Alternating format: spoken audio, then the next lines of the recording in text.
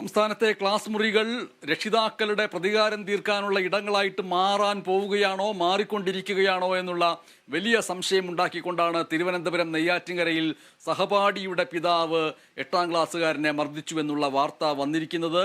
ക്ലാസ്സിൽ വർത്തമാനം പറയുന്നവരുടെയും മറ്റും പേര് എഴുതി വെക്കാൻ നിയോഗിച്ച വ്യക്തി തൻ്റെ മകൻ്റെ പേര് ബോർഡിൽ എഴുതി എന്ന് സൂചിപ്പിച്ചുകൊണ്ടാണ് ആ പേരെഴുതിയ വിദ്യാർത്ഥിയായ 8ാം ക്ലാസ്സുകാരനെ സഹപാഠിയുടെ പിതാവ് ഇപ്പോൾ മർദ്ദിച്ചിരിക്കുന്നത്.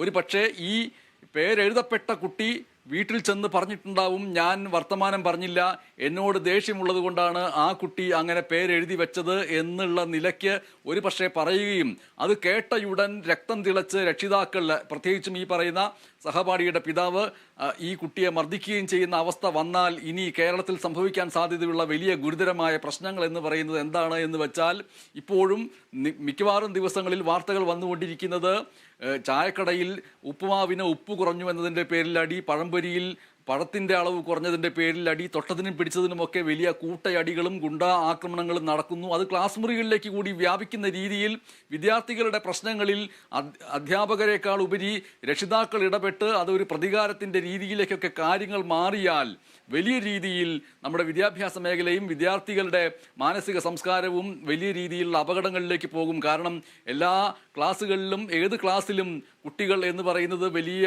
ഊർജത്തിൻ്റെ പ്രവാഹകരാണ്. അവരുടെ ഊർജം ഏതെങ്കിലും രീതിയിൽ കളയുന്നതിന് വേണ്ടി അവർ ഓടിക്കളിക്കുകയും ചാടിക്കളിക്കും, സ്പോർട്സിൽ പങ്കെടുക്കും, കബഡി കളിക്കും.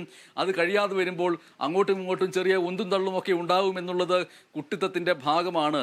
അങ്ങനെ എന്നെ ഉന്തി എന്നതിൻ്റെ പേരിൽ ഒരു വിദ്യാർത്ഥി വീട്ടിൽ ചെന്ന് പറഞ്ഞാൽ ഉന്തി എന്ന് പറയുന്ന ആ കുട്ടിയുടെ വീട്ടിൽ ചെന്ന് അടിക്കുകയോ മറ്റോ ചെയ്യുന്ന രീതിയിലേക്ക് നമ്മുടെ രക്തം തിളയ്ക്കുന്ന രീതിയിൽ കാര്യങ്ങൾ മാറിയിട്ടുണ്ടെങ്കിൽ നമ്മുടെ വിദ്യാഭ്യാസ മേഖല വലിയ രീതിയിലുള്ള പ്രശ്നങ്ങളിലേക്ക് പോകും എന്ന് സൂചിപ്പിക്കുന്ന രീതിയിലാണ് ഈ വാർത്തയെ ഇപ്പോൾ കാണേണ്ടത്. തിരുവനന്തപുരം നെയ്യാറ്റിൻകരയിൽ സഹപാഠിയുടെ പിതാവ് 8ാം ക്ലാസ്സുകാരനെ മർദ്ദിച്ചു. ക്ലാസ്സിൽ സംസാരിച്ചപ്പോൾ മകന്റെ പേര് ബോർഡിൽ എഴുതിയതിനാണ് മർദ്ദനം എന്നാണ് തിരുവനന്തപുരത്ത് നിന്ന് വിനയരാജ് റിപ്പോർട്ട് ചെയ്തിരിക്കുന്നത്.